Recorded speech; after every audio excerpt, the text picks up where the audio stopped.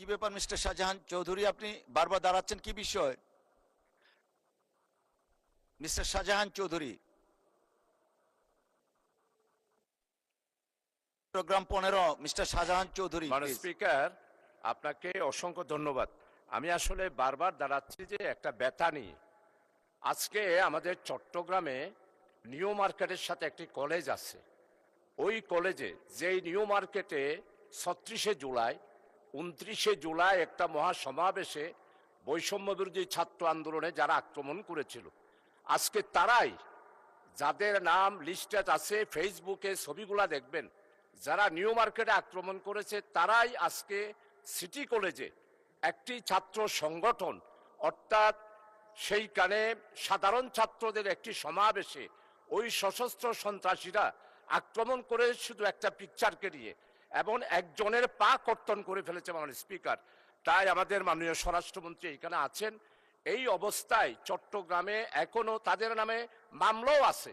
এই সমস্ত ছেলেদের ব্যাপারে এই যে একটি ঘটনা অশান্ত সৃষ্টি করার জন্য, চট্টগ্রামের শান্ত পরিবেশকে অশান্ত করার জন্য সিটি কলেজের নামদারি পার্শ্ববর্তী এলাকার অস্ত্রধারীরা যাদের নামে মামলা আছে, তারা যে সাধারণ ছাত্রদের উপর আক্রমণ করে একটি পা কেটে নিল, এই ব্যাপারে আপনার দৃষ্টি আকর্ষণ করছি।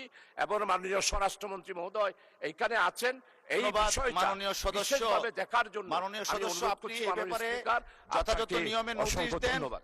তখন মাননীয় স্বরাষ্ট্রমন্ত্রী জবাব দিবেন। Thank you. কিছু বলবেন?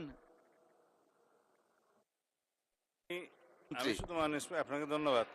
মাননীয় স্পিকার, আপনি যেহেতু মাননীয় সংসদ সদস্যকে ফ্লোর দিয়েছেন, কারেন্ট ইস্যুজ নিয়ে কথা বলেছে, কোন বিধিতে দিয়েছেন অবশ্যই জানি না। তো যেহেতু একটা আমাদের উপরে একটা ব্লেম চাপানোর বিষয় হয়েছে রাজনৈতিক দল হিসেবে, আমার কাছে কারেন্ট নিউজ তো মাননীয় স্পিকার স্বরাষ্ট্রমন্ত্রী হিসাবে আসে বিভিন্ন ইন্টেলিজেন্স রিপোর্ট থেকে। আমি এটুকু জানি চট্টগ্রামে একটা আজকে এরকম ঘটনা হয়েছে, ইন বিটুইন ছাত্র শিবির এবং ছাত্রদল, এইভাবে একটা নিউজ বেরিয়েছে। প্রকৃত ঘটনা জানতে গেলে আমার একটু সময় লাগবে। আমি প্রয়োজনে সেটার উপরে 300 বিধিতে বিবৃতিও দিতে পারবো। তবে একতরফাভাবে ব্লেম আমি যেমন দিতে চাই না, মানে সদস্যরও উচিত নয় কোনো ইনকোয়ারি ছাড়া একটা রাজনৈতিক দলের উপরে আক্রমণ হয়েছে ইত্যাদি। তা আমি মনে করি উনি নোটিশ দিলেও আমি বলবো যে আমাকে সময় দিতে হবে, আমি 300 বিধিতে বিবৃতি দেব। আর আমি অনুরোধ করব কোনো তদন্ত ছাড়া অতীতের কালচার মতো এক পক্ষ আরেক পক্ষকে দোষারোপ না করি। আমরা যদি এরকম কোনো ঘটনা হয় সেটা অবশ্যই থানায় মামলা দায়ের করতে হবে, যথাযথ তদন্ত হবে এবং সুষ্ঠুভাবে সেটা তদন্ত প্রক্রিয়া চলবে। তো ইনকোয়ারির আগেই যদি আমরা পরস্পর দোষারোপ করি, এই কালচার থেকে আমরা বেরিয়ে যাই। ধন্যবাদ স্পিকার। ধন্যবাদ মাননীয় স্বরাষ্ট্রমন্ত্রী। মাননীয় সদস্য বসুন।